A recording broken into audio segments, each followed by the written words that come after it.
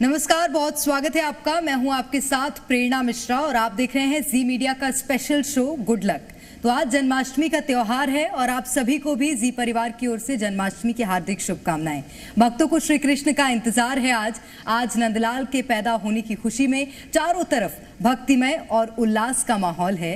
तो आज good luck में हम बात करेंगे कन्हैया लाल की और बताएंगे आपको कि आज के दिन को कैसे शुभ बनाएं, अपनी मुरली मनोहर की कैसे पूजा करें और कई ऐसे खास उपाय जो आज के दिन करने से आपको लाभ और समृद्धि मिलेगी। तो हमारे साथ हैं हमारी एस्ट्रोलॉजर डॉक्टर रुचिका अरोड़ा जी, जो बताएंगे आपको आज के दिन क्या कहते हैं आपके सितारे और कैसे आप जन्माष्टमी मना सकते हैं। बहुत स्वागत करती हूँ रुचिका जी आपका। Thank you so much. तो चलिए, आज बहुत बड़ा दिन है कृष्ण भक्तों के लिए और पूरे हिंदुस्तान में जन्माष्टमी का पर्व आज मनाया जा रहा है, लेकिन इसे मनाए कैसे रुचिका जी? देखिए, सबसे पहले तो जन्माष्टमी की मेरी तरफ से भी बहुत बहुत सबको शुभकामनाएं। जन्माष्टमी यानी कृष्ण जी का पर्व, हमारे नंद लाल का पर्व। इसको मनाने की जो विधि है वो बहुत ही सिंपल है, लेकिन हम साथ साथ हम पूजा तो करें ही, और इस दिन की जो हमारी पूजा है उसके साथ हम कैसे कुछ चीज़ें अपनी लाइफ में अट्रैक्ट करें वो भी मैं आपको बताऊंगी। सबसे पहले तो आप जब आज के दिन पूजा के लिए रेडी होते हैं, जैसे कई लोग व्रत भी रखते हैं, तो कोशिश करें कि अगर आज के दिन आप पीले वस्त्र पहनते हैं, जो भी आप जिनके घर में कृष्ण जी की मूर्ति है, बाल गोपाल रूप में मूर्ति है, वो लोग भी कृष्ण जी को नीले रंग के, हरे रंग के, या सबसे ज्यादा कृष्ण जी को जो प्रिय रंग है वो पीला रंग है, तो पीले रंग के वस्त्र पहनाएं। उनका जब आप अभिषेक करते हैं, उन्हें आप स्नान कराते हैं तो पंचामृत से स्नान कराएं। उनके हाथ पे मौली जरूर बांधिए। पूजा के साथ साथ जब आप उनका, क्योंकि जो पूजा का मुहूर्त है वो 26 तारीख सुबह 3:23 से 27 तारीख 2:17 तक है सुबह। तो इस मुहूर्त पे, क्योंकि ये ग्रहों की सिर्फ ऐसा नहीं है कि 26 तारीख को हम जन्माष्टमी मना रहे हैं, क्योंकि ऐसी प्लैनेट्स की प्लेसमेंट होती है। हमारे जो रोहिणी नक्षत्र है वो किस दिन पे आते हैं, उसके हिसाब से हम लोग जन्माष्टमी का पर्व डिसाइड करते हैं। तो चलिए, कैसे मनाएं ये तो ठीक है, पूजा के कोई और विशेष तरह के उपाय होते हैं क्या कि इस तरह से हमें विशेष रूप से पूजा करनी चाहिए? जी जी बिल्कुल। जन्माष्टमी की अगर हम बात कर रहे हैं तो आज के दिन हम बहुत सारी ऐसी पूजा कर सकते हैं, बहुत सारी ऐसी रेमेडीज कर सकते हैं। जैसे अगर हम फाइनेंशियल चीज़ें अट्रैक्ट करना चाह रहे हैं तो जो आप कृष्ण जी की पूजा की थाली सजाएं, आप उसमें 5 हल्दी की गांठ अगर आप रखते हैं पीले रंग के कपड़े में, आप पूजा के समय आप उसको जो भी आपकी पूजा की थाली है, आरती की थाली है, उसमें आप रहने दें। अभी आपने कपड़े को बांधना नहीं है। पीले रंग के वस्त्र के ऊपर 5 हल्दी की गांठ रखनी है उस थाली में। पूजा जब पूरी समाप्त हो जाती है आपकी, आप 27 तारीख सुबह उसको बांध के आप अपने घर के लॉकर में रखते हैं, तो इससे भी आपको बहुत अच्छे फायदे होंगे। फाइनेंशियल चीजें, बहुत लोग बोलते हैं पैसा आ रहा है टिकता नहीं है, तो अगर कृष्ण जी का आपको आशीर्वाद मिल रहा है और इसमें कृष्ण जी को जो आप टीका लगा रहे हैं, वो टीका आपने जब हल्दी की आपने गांठ बांध दी तो उसके ऊपर आप हल्का सा वो टीका जरूर लगाएं। ऐसी बहुत सारी रेमेडीज हैं हम लोगों के जो हम स्पेशली जन्माष्टमी के दिन कर सकते हैं। अगर आपको लगता है कि किसी भी तरीके से आपको बहुत ज़्यादा बॉडी पेन्स हैं या किसी भी तरीके से बीमारी से अगर आप परेशान हैं, तो आपने एक लकड़ी की बांसुरी लेनी है जिसमें आपने चीनी भरनी है। ये शनि की रेमेडी भी बहुत, इसको शनि की रेमेडी भी कहा जाता है, क्योंकि अगर आपको लगता है कि शनि परेशान कर रहा है या शरीर के किसी भी रोग से आप परेशान हैं, तो एक लकड़ी की बांसुरी, उसको अच्छे से चीनी से भरना है और कहीं पे भी थोड़ा सा मिट्टी निकाल के आप उसको दबा दीजिए। ये भी आपकी देखिएगा कि जैसे जैसे टाइम बीतेगा आपकी हेल्थ की जो भी परेशानियां हैं वो खत्म होंगी। बिल्कुल। और जिस तरह से हम पूजा कर रहे हैं, जैसे, तो कोई विशेष मंत्र भी है क्या, कोई विशेष पाठ है जो कि आज के दिन किया जा सकता है? जी बिल्कुल। अगर आपको लगता है कि किसी भी तरीके के आपको कृष्ण जी को प्रसन्न करना है किसी चीज से, तो आप, और अगर आप पार्टनर अट्रैक्ट करना चाहते हैं, अगर लव लाइफ के लिए आप मंत्र का पाठ करना चाहते हैं, कृष्ण जी को प्रसन्न करना चाहते हैं, तो वो मंत्र है ओम क्लीम कृष्णाय नमः। इससे आप एक अच्छा पार्टनर अपनी लाइफ में अट्रैक्ट कर सकते हैं, या अगर आप चाहते हैं कि बस जो मैं कृष्ण जी से मांगू आंख बंद करके वो मुझे मिल जाए, तो ओम क्लीम कृष्णाय नमः ये मंत्र कृष्ण जी को बहुत प्रिय है। इससे आप उनसे जो पाना चाहें आप उनसे वो पा सकते हैं। रुचिका जी, ये तो हो गई लव लाइफ की बात, अगर हमें वो अट्रैक्ट करना है तो। अगर घर पे बहुत झगड़े हो रहे हों, उससे कोई व्यक्ति परेशान है, तो आज जन्माष्टमी के दिन उसके लिए कोई विशेष मंत्र है क्या? जी बिल्कुल, ये मंत्र थोड़ा सा लंबा है, तो पेन पेपर लेके आप नोट कर सकते हैं।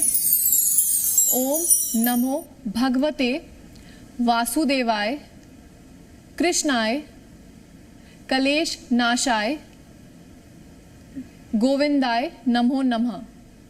इस मंत्र का अगर आप पाठ करते हैं तो आपको काफ़ी अच्छे फायदे होंगे। अगर आपके घर में किसी तरीके के कलेश चल रहे हैं तो उसमें भी आपको फायदा होगा। बिल्कुल। और अगर हम ये जानना चाहें कि जन्माष्टमी को किस तरह से मनाएं, और उसमें हमने जैसे कि पूजा की बात की है जी। अब वो पूजा करने के लिए भी कोई विशेष विधान है, कोई विशेष मुहूर्त है क्या? देखिए, जन्माष्टमी का मुहूर्त तो अभी हमने जैसे बताया, लेकिन अगर आप कृष्ण जी की पूजा की विधि की अगर हम बात करते हैं तो कृष्ण जी के स्पेशल भोग की हम बात करते हैं। कृष्ण जी का जब आप भोग बनाते हैं तो उसमें कुछ चीज़ें जो कृष्ण जी को बहुत प्रिय है, माखन मिश्री तो हम सब जानते ही हैं, लेकिन जब हम कृष्ण जी को भोग लगाते हैं तो जो धनिये की चूरी होती है वो भी कृष्ण जी को बहुत प्रिय है, उसका भोग लगाना कृष्ण जी को ना भूलें। माखन मिश्री लगा के आप उनसे कुछ भी मांग सकते हैं। अगर आप माखन मिश्री का कृष्ण जी को भोग लगाते हैं, जब हम माखन मिश्री की बात कर रहे हैं तो ऐसे बहुत से लोग हैं जो संतान का सुख प्राप्त करना चाहते हैं लेकिन किसी कारण नहीं हो पा रहा है, या किसी के अबॉर्शन, मिसकैरेज, किसी भी तरीके की प्रॉब्लम आ रही है।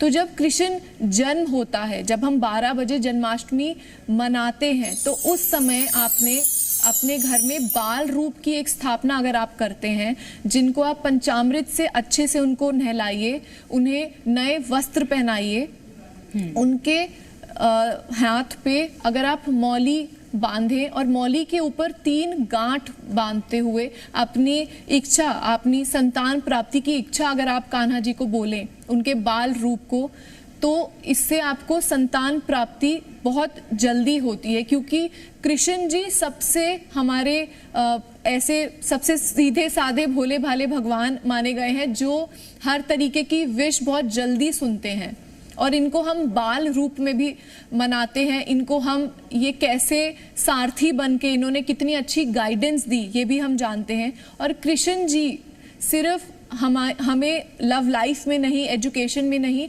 हमें लाइफ के चेंजेस से भी रूबरू कराते हैं। निश्चित रूप से। और मुझे लगता है भगवान श्री कृष्ण ऐसे हैं कि बच्चा बच्चा उन्हें अपना मित्र जैसे देखता है, और बड़े लोग तो पूजा अर्चना करते ही हैं भगवान श्री कृष्ण की।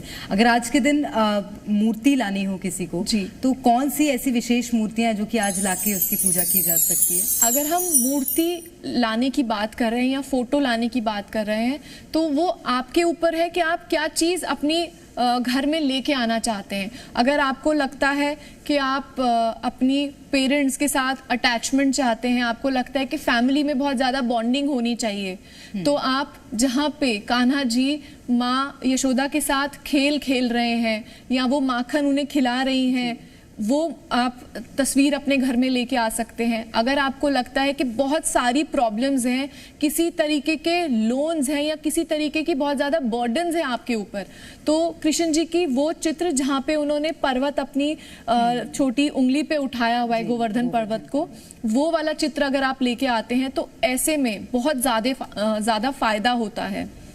यही अगर हम बात करते हैं कि पार्टनर्स के बीच में झगड़े हैं या उनकी बनती नहीं है, अनबन चल रही है, तो ऐसे में आप कृष्ण जी की और राधा जी का चित्र अपने बेडरूम में लगा सकते हैं।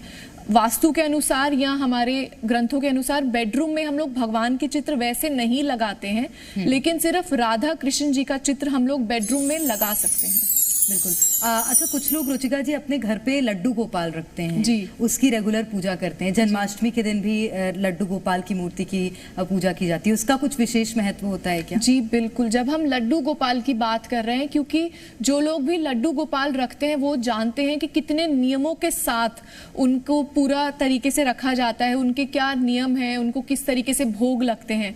तो अगर आज के दिन आप लड्डू गोपाल अपने घर लेके आते हैं तो इसका बहुत ही ज़्यादा खास महत्व है। लेकिन आपने उनका जो उनको लेके आना है, आपने वो आपको उनका जो अभिषेक करना है लेके आप पहले आ सकते हैं। 26 तारीख को कोशिश करिए कि 26 तारीख सुबह 3:27 से जन्माष्टमी का मुहूर्त शुरू है, तो आप 26 तारीख को ही अपने घर में बाल गोपाल को लेके आए, उनको अच्छे से अभिषेक करें। उनका पंचामृत से अभिषेक होना बहुत ज़रूरी है, क्योंकि जब हम कृष्ण जी की बात करते हैं तब उनका अभिषेक पंचामृत से होना बहुत ज़रूरी है। उनके रूप में, क्योंकि हमने बहुत सारी ऐसी चीजें भी देखी हैं जहाँ पे लोगों ने अगर अपने पास बाल गोपाल रखे हैं तो कभी वो पलके झपक रहे हैं, तो कभी वो मंद मंद मुस्कुरा रहे हैं। कृष्ण जी के पूजा के लिए हम अगर कोई भी मंत्र उनके सामने पढ़ते हैं, चाहे वो सिंपल से सिंपल मंत्र हो, जो 2 हमने मंत्र बताए, मनवांछित फल के लिए ओम क्लीन कृष्णाय नमः सबसे बेस्ट मंत्र है। तो ये हमने जाना कि लड्डू गोपाल अगर हम घर पे रखते हैं तो उनका क्या महत्व होता है और उनको किस तरह से विशेष रूप में उनकी पूजा अर्चना की जाती है। एक और बात है, जब जन्माष्टमी में कृष्ण जन्म रात को 12 बजे जब लोग मनाते हैं, उसके बाद झूला झुलाया जाता है भगवान श्री कृष्ण को, उसका भी कोई विशेष महत्व है? जी बिल्कुल, ये हम सब जानते हैं, कृष्ण जी की जुड़ी हर वस्तु का एक महत्व है। वैसे ही जैसे उनकी बांसुरी का एक महत्व है, उनके मोर पंख का एक महत्व है, वैसे झूले का, उनको जो झूला झुलाया जाता है उसका भी बहुत महत्व है। आपने देखा होगा कैसे लोग 3 बार 5 बार या 7 बार ही झूला उन्हें झुलाते हैं। ये आपकी लाइफ की प्रॉब्लम्स, ये आपकी लाइफ में प्रॉब्लम्स को दूर करता है, आपकी लाइफ में सुख समृद्धि लेके आता है। बहुत बार आपने देखा होगा कि लोग जहाँ पे भी कृष्ण जी की मूर्ति स्थापना है या जिनके पास बाल गोपाल है, उनके पास झूला जरूर रहता है, क्योंकि कृष्ण जी को उनका झूला कितना प्रिय है ये हम सब जानते हैं। और जैसे कि आपने बताया झूला प्रिय है, वैसे एक और चीज प्रिय है कृष्ण जी को, बांसुरी जी। और उसका क्या महत्व होता है और खास तौर पर जन्माष्टमी के दिन क्या महत्व है? कृष्ण जी की बांसुरी का बहुत महत्व है, सबसे प्रिय उन्हें बांसुरी है। कैसे वो सबको मोहित कर देते थे अपनी बांसुरी की धुन से। इसके साथ ही मैं आपको बांसुरी का एक खास उपाय भी बताती हूँ। अगर आपको लगता है कि आपको नज़र बहुत लगती है, जैसे हमने पहले एपिसोड्स में बात की है कि हमारे एक इशू रहता है, नज़र बहुत लगती है, या आपको अगर ओवरसीज में आपका काम है, इंटरनेशनली अगर आप कोई काम करते हैं, तो भी आप अगर अपने घर में बांसुरी लगाते हैं, बांसुरी क्योंकि उसका जो एक अर्थ है वो है खुशखबरी आपके घर में आती रहे। आपको बोलते हैं ना कि म्यूजिक अच्छा होना चाहिए घर में, तो वो भी एक पॉजिटिविटी लेके आता है। तो उसी तरीके से अगर जो बांसुरी का जो ऊपर वाला पार्ट है उसको इस तरीके से रख के अगर आप अपने दरवाजे पे लगाते हैं या अपने किसी जहाँ पे आप गेस्ट को एंटरटेन करते हैं उस एरिया में लगाते हैं, तो भी बहुत अच्छा माना गया है। इससे नजर भी नहीं लगेगी।